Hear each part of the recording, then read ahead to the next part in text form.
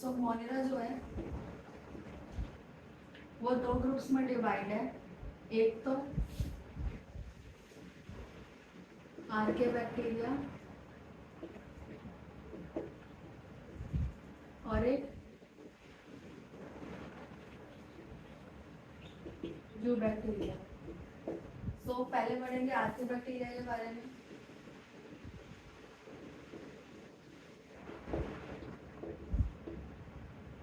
आर्के bacteria क्यों अलग है? क्योंकि ये हार्श हैबिटेट में रहते हैं।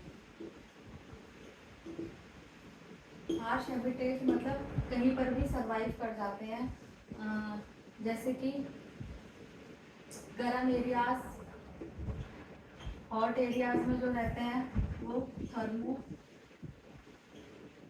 एसिडोफिल्स कहलाते हैं। सॉल्टी एरियाज,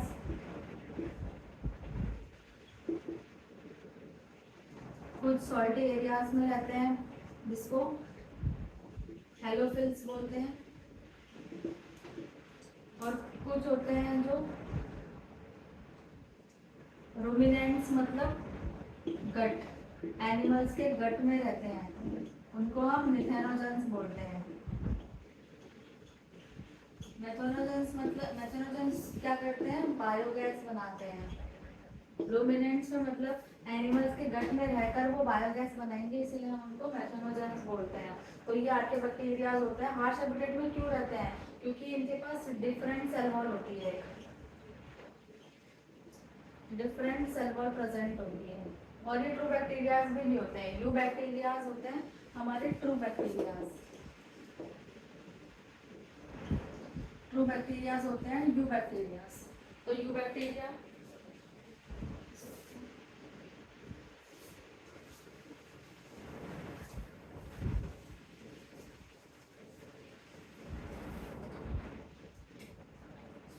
सेकंड है यू बैक्टीरियाज। यू बैक्टीरियाज को हम ट्रू बैक्टीरिया भी कहते हैं। ट्रू बैक्टीरिया क्यों कहते हैं? क्योंकि ये जैसे मैंने बताया था इसको क्लासिफिकेशन में कि ऑटोट्रॉफिक हेटरोट्रॉफिक दोनों होते हैं। तो यू बैक्टीरियाज के अंदर वो आते हैं ऑटोट्रॉफिक एंड हेटरोट्रॉफिक।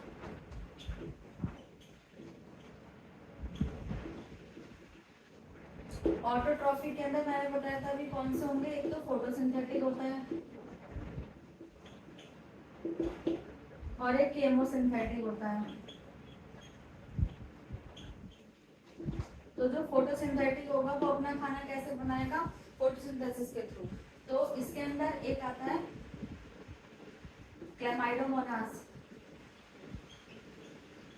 क्लेमाइडोमोनास को हम ब्लू ग्रीन एल्गी भी कहते हैं। ब्लू ग्रीन एल्गी इसीलिए कहते हैं क्योंकि ये टेरेस्ट्रियल एंड मैराइन होते हैं।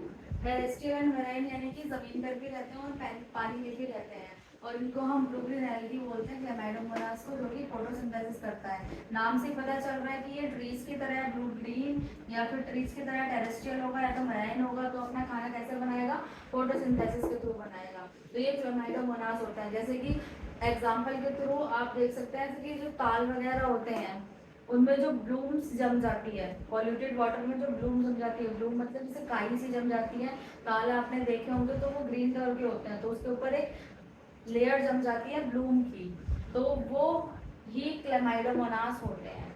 ये पॉल्यूटेड वाटर में हो जाते हैं, पनप जाते हैं और अपना खाना फोटोसिंथेसिस के थ्रू बनाएंगे। इनको ब्लू ग्रीन एल्गी भी कहते हैं। इनके ऊपर अब ये सेल्स होते हैं तो इनके ऊपर एक जेलेटिनस कवरिंग भी होती है, इनके ऊपर जेलेटिनस कवरिंग भी होती है। और कुछ इसके एग्जांपल होते हैं नॉस्टेक एंड एनावेना। नॉस्टेक और एनावेना क्या करते हैं? नॉस्टेक और एनावेना एटमॉस्फेरिक नाइट्रोजन को फिक्स करते हैं एटमॉस्फेरिक नाइट्रोजन को। नॉस्टेक एंड एनावेना कैसे फिक्स करते हैं? इनके पास स्पेशल सेल्स होते हैं जिसको हम क्या बोलते हैं? हेटेरोसाइट्स। हेटेरोसाइट सेल्स होते हैं जो कि एटमॉस्फेरिक नाइट्रोजन को फिक्स करेंगे। इसके एग्जांपल होते हैं नॉस्टेक और एनापेना। तो एक एग्जांपल तो क्लेमाइडोमोनास हो गया और एक एग्जांपल हो गया नॉस्टेक और एनापेना।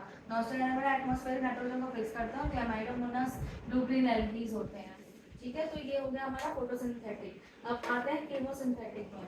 तो कीमोसिंथेटिक क्या करेंगे, अपना खाना कैसे बनाएंगे, केमिकल्स के थ्रू या फिर जैसे कि सोडियम, नाइट्रोजन और फॉस्फोरस,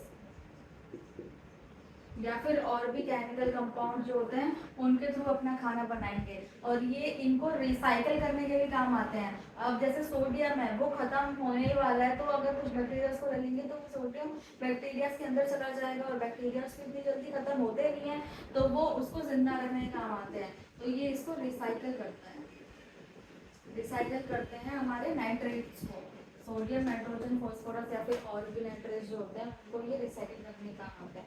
कुछ होते हैं हमारे हेटरोट्रॉफिक। हेटरोट्रॉफिक जो अपना खाने के लिए दूसरों पर डिपेंड रहेंगे, मैंने बताया कि सैप्रोफाइटिक। मैक्सिमम अमाउंट में हमारे सैप्रोफाइटिक ही होते हैं जो डेड ऑर्गेनिजम्स अपना खाना बनाते हैं। सैप्रोफाइटिक और पैरासाइटिक। पैरासाइटिक मतलब जो लिविंग ऑर्गेनिज्म पे डिपेंड रहते हैं। तो हेटरोट्रॉफिक जो होते हैं वो ही होते हैं हमारे यूजफुल बैक्टीरियाज, उसके अंदर यूजफुल बैक्टीरिया आते हैं हमारे, और एक आते हैं हमारे हार्मफुल बैक्टीरिया।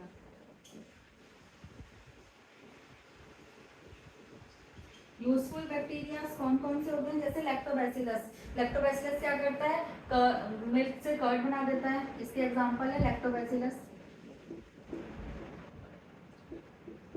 ये यूजफुल बैक्टीरिया है जो मिल्क से कर्ड बनाने के काम आता है। और भी ऐसे बैक्टीरियाज होते हैं जो यूजफुल बैक्टीरियाज होते हैं, जैसे कि एंटीबायोटिक्स। एंटीबायोटिक्स भी बैक्टीरिया से ही बनती है, कुछ बैक्टीरिया से, तो वो यूजफुल बैक्टीरियाज होते हैं। और कुछ हार्मफुल बैक्टीरियाज होते हैं जो कि बीमारियां करते हैं, जैसे कि क्रॉप्स, प्लांट में बीमारियां करते हैं, क्रॉप को, पूरी ही क्रॉप को ऐसे बर्बाद कर देगा। अगर एक बैक्टीरिया फैल गया एक खेत में तो वो पूरे ही खेती को उसको बर्बाद कर देगा। तो क्रॉप्स को बर्बाद कर देते हैं, एनिमल्स में हो जाते हैं, जैसे निमोनिया वगैरह खतरनाक हो जाता है एनिमल्स को, जो जिससे उनकी कंडीशन डेथ तक पहुंच सकती है। और कुछ मतलब ह्यूमंस के अंदर भी हो जाते हैं। तो कौन कौन सी होती है हार्मफुल बैक्टीरिया, कौन कौन से होते हैं,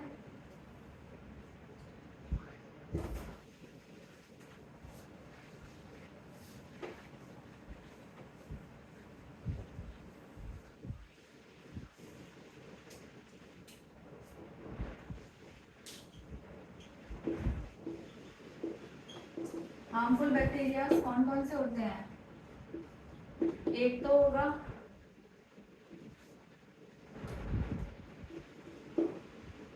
टिटनस जो कर देता है, एक होता है जो कॉलरा कर देता है, एक होता है जो टाइफाइड कर देता है, और एक होता है सिट्रस कैंकर। ये सारी बीमारियां ही कर देते हैं, और भी होती हैं एक्सेट्रा, बहुत सारी बीमारियां होती हैं जो हार्मफुल बैक्टीरिया कर देते हैं। तो टिटनस कौन करता है, क्लॉस्ट्राइडियम टिटनाई, ये आपकी एंजाइटी में नहीं है। कॉलरा करते हैं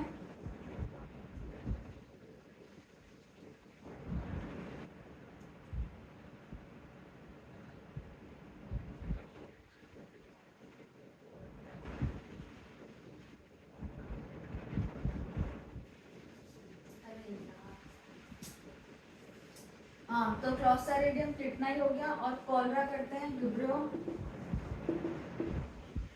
कॉलरा। टाइफाइड कर देते हैं कुछ, टाइफाइड कौन से बैक्टीरिया कर देते हैं,